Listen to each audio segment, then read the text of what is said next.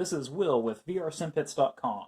In this video, I'm going to demonstrate how to adapt a Microsoft Force-Feedback 2 joystick to accept our SopGrip MK1 joystick add-on. Now, unlike most of the other joysticks that we support for the SopGrip MK1, such as Virpil or VKB joysticks or the Thrustmaster Warthog, adapting the base of the Microsoft Force-Feedback joystick is a little bit more involved.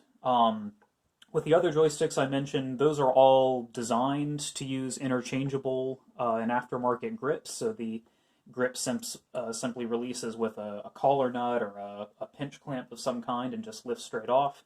The Microsoft Sidewinder, however, being a piece of 1990s electronics hardware, was not designed for modularity or adaptability to future grips.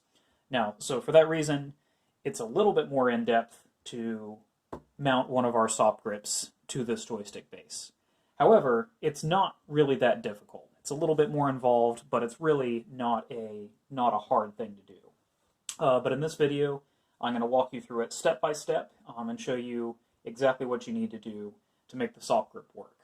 Okay, so before we get started, just need to make a quick safety note here.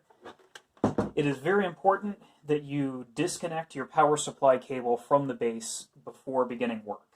Now, because there are powerful electric motors inside this base which provide the actual force feedback effects, there are some components in here that could be at a high voltage if you leave the power supply connected. So it's very important that you disconnect that ahead of time. Okay, so let's take a quick second and discuss the tools that you will need for this modification. So first off, you're going to need one standard number 2 Phillips head screwdriver. You will also need a number 1 Phillips head screwdriver, which is a little bit smaller, a little bit skinnier, smaller in diameter. And additionally, you will need either a small flathead screwdriver or really just any small flat object that you can pry with. So an X-Acto knife would work as well. Any kind of small object that you can pry something up with. And you'll see why we need that in just a little bit. Okay, so now that we have that out of the way, we're going to go ahead and get started with the modification itself.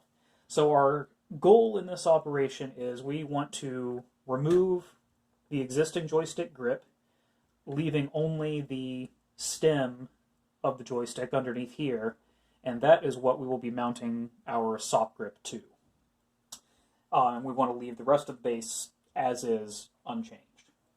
So the first thing that we're going to do, if you will look on the side of your grip here, you'll notice that we have 5 Phillips head screws that we need to remove. So we've got one here, here, and here, and then we actually have 2 here just underneath the palm rest of the grip. A little bit harder to see, but they're right there. So to remove these, you're going to need to use your number 1 Phillips.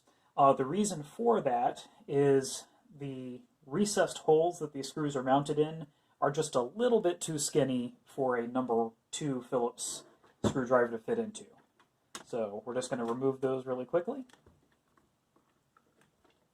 Okay, with all 5 screws removed now, you'll see that your joystick grip will separate into 2 halves. So one half should just come off like this, and the other half will have the printed circuit boards and buttons embedded within it. So we can just go ahead and remove both halves, and you should just be able to tug on the circuit boards a little bit gently, and everything should pop off. And you'll notice your trigger button and stuff will probably fall out as well, and that is okay. So this circuit board here is where your trigger and your hat switch and things are. This is actually the infrared LED and receiver that detect whether or not your hand is in place. And if that circuit is unbroken, the force feedback is disabled. If you own one of these, you have probably put a piece of tape over that, if you're like me. And then this is the potentiometer for your twist axis that you might use for your rudder. So this just pulls straight up and out. There is also a little cap here on top of the joystick stem, and we're going to remove that. put that in our little parts holder. And that is all we're going to do on the joystick stem for the moment. The next thing we need to do is we actually need to open up the base from the bottom so that we can unplug the ribbon cable that runs up to this circuit board. Because right now, we have this circuit board hanging off the side here. We don't want that, obviously, but it connects to the main printed circuit board in the base via a ribbon connector. So we just need to get in there and remove that. So you can flip your joystick upside down, and you should see something like this. So there are several different screws that we need to remove to get the bottom off of this. First off, we have 3 Phillips head screws here in the center. Now, something that you need to be aware of is these are what are known as security screws. So if you actually look at the head of the screw, it has little bevels cut into the side of each of the Phillips head indentations that are designed to prevent these screws from ever being removed. Because the way those bevels work is when you're trying to loosen them, instead of having a good flat surface for the slot of your screwdriver to bear against, it's just a beveled surface, and it makes your screwdriver skip and rotate on the screw head instead of actually turning the screw head itself. Now, I say they're designed to do that because while they certainly make it a little more difficult to get these out, it is by no means impossible. It's actually pretty straightforward. The only thing you need to know is when you remove these screws, you need to keep a fair amount of pressure on the screwdriver. So you're pushing the screwdriver into the screw as you loosen it. And as long as you do that, the screws will come out without too much trouble. Now, one thing to be careful of is if you find yourself just continually skipping the screwdriver as you're trying to take it out, don't continue doing that because you're probably going to wind up stripping the screw head. If that happens, you probably either need to try a different screwdriver. It might just be that something about your particular screwdriver doesn't fit that screw head well, or it could be that you're just not putting enough axial force on there. If you need to apply a little bit more force, you can actually just put your hand underneath here and kind of add some back pressure to it while you do that, so that you don't risk crushing the joystick stem against the table and potentially breaking it. All right, so we've got one of our 3 screws out, and I'm going to keep these separate from the rest of the screws, just since they are different. There's the second one. So see, like I mentioned, they come out pretty easy, so long as you have sufficient pressure on your screwdriver.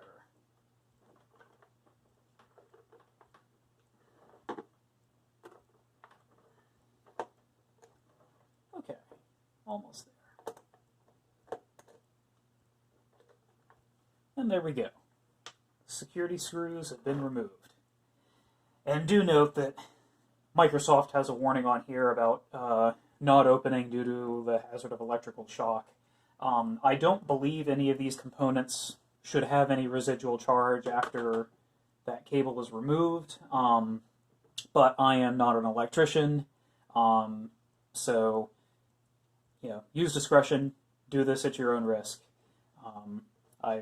I've never been shocked or anything, but I can't guarantee that isn't possible, so like I said, this modification is done at your own risk. Just use caution and exercise good judgment.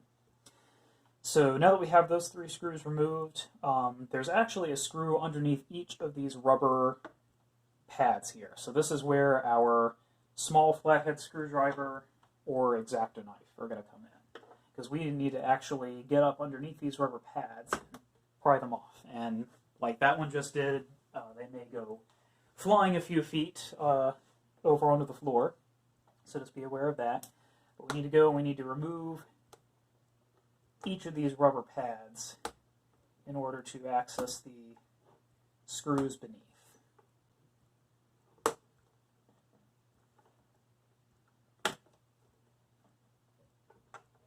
And one note is the adhesive on the back of these pads is actually sticky enough that you can reinstall these later. So we're going to pop these off, but if you want to put them back on once you're done, they will stay in place. Now this particular joystick, this is actually the third or fourth time I've had this apart, and the adhesive on these rubber pads has held up pretty well. It's been reinstalled several times, obviously, and it still stays in place just fine.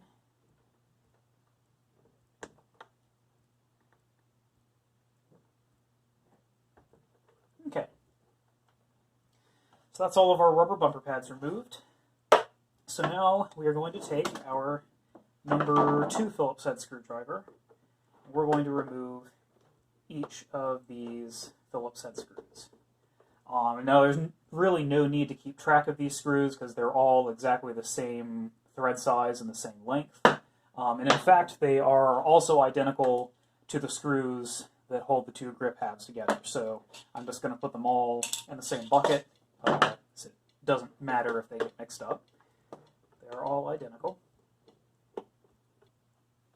Okay, so we have all of our perimeter screws removed, which means we can now pull the bottom plate of the joystick base off. Now, something I forgot to mention earlier when we were talking about tools to have on hand would be paper towels or a rag of some kind. I would recommend having one of those on hand because the interior of the joystick does have a good bit of grease on the inside, which is there to lubricate the gear train of the force feedback mechanism. And it's kind of nasty stuff, so you get it on your hands. You want to have something on hand to wipe it off with. Okay, so this is what you're going to see when you open up the base of the joystick. So this circuit board right here is the power supply. So I would not recommend, out of an abundance of caution, I would recommend not touching anything on this. Now the board that we're interested in is this, the main PCB right here, and specifically this connector. So this is the connector for the ribbon cable that runs up to the joystick grip, and this is what we want to remove. And it's just a standard PCB ribbon cable pin connector, and so we just need to kind of pull it up out of the way. Now keep in mind, this circuit board is not really that well held in place with the bottom of the housing removed, so you may want to gently press on the board to kind of hold it down while you pull this connector out. So the connector may be a little bit stiff the first time you pull it out. Like I said, this is the third or fourth time I've had this joystick apart, so this connector comes off a little bit easier for me. It will probably be a little bit stiffer for you, but the main thing to keep in mind is make sure that you are grasping the connector itself and not trying to pull it out by the wires, because you could risk actually pulling the wires out of the connector, which you don't want. Okay, so now we just need to take this ribbon cable, thread it up through the center bore of the joystick stock, which you can do by kind of folding the connector until it is parallel with the ribbon cable, and it'll fit through just fine. So we're going to begin feeding the cable through. Push it through there. Once it's in, flip it over. Don't flip the joystick base all the way over, because these circuit boards are really not held in by much right now, and they will fall out if you tip it over. So we're just going to kind of tip it up onto its side, and then pull the cable the rest of the way through. And so now you will have the joystick circuit board and its components and its ribbon cable free and separated from the rest of the joystick. And that is the only thing we need to do within the base of the joystick itself. Now, one thing I would recommend is if you are getting a version of the SopGrip that is longer than our short Mark 1A variant, I would recommend increasing the force feedback of your motors. Now there is a method where you solder some extra resistors onto the main circuit board, and what that will do is it'll actually double the amount of electric current that is fed to each of these motors, thus doubling the output force of the joystick. Now the reason I recommend that is the longer the stick you have, the more leverage or moment arm you are going to have on the motors. Conversely, they are going to have less of an effect on you. So if you double the length of your joystick, you are going to get essentially half the amount of force feedback. Now if you look, the distance between where you grip the stock grip and where the axis of the motors is, it's a pretty short distance. So when you add a longer version of our SopGrip onto here, you're going to be greatly extending the amount of leverage that your hand has with respect to the motors. So I would recommend doing this modification. There's a few good tutorials online that show exactly what to do. I will make sure to link at least one of those in the description at the bottom of this video. So if you do want to do that, take a look down in the description, and I'll have a link to those instructions. Okay, so assuming that you have already done your force modification with the extra resistors, or if you're not going to do that at all, we are now done inside the joystick, and we can replace the bottom cover. Installation is the reverse of removal, so we're simply going to put all the screws back where they go.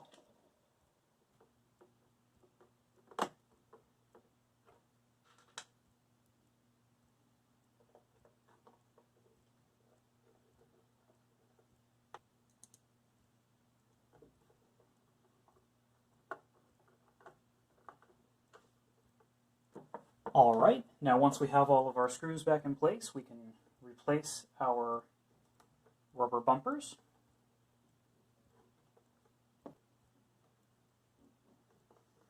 And with that, we are done with the bottom of the joystick base. So we're going to flip the joystick back over, and we are nearly done.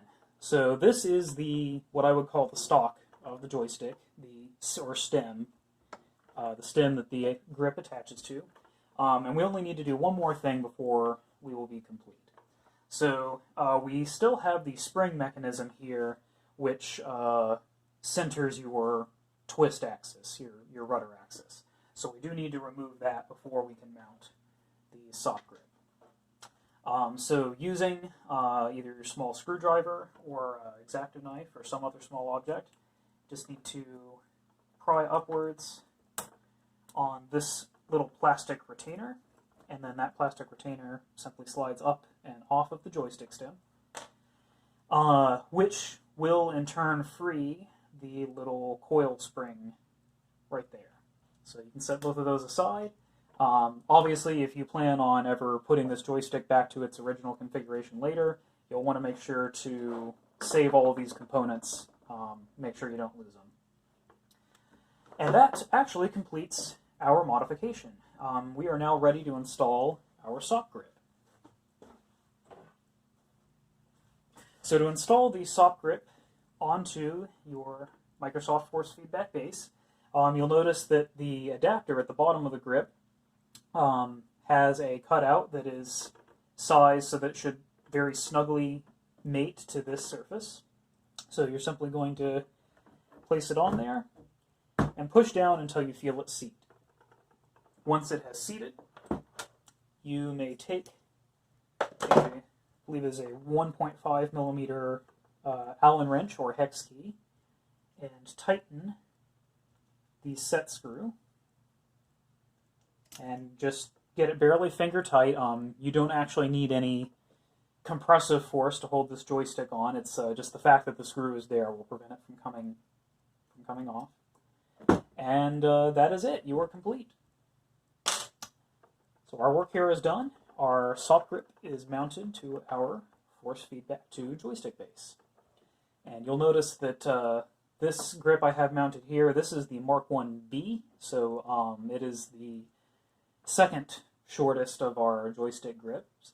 And you'll notice that compared to where this grip was, the grip point is significantly above there. So for this length grip, I would definitely recommend doing that resistor motor force modification that I alluded to earlier. Okay, well, that completes this tutorial on how to modify your Microsoft Force-Feedback 2 joystick base to accept a SopGrip Mark 1. Thank you very much for watching, and see you in the virtual skies.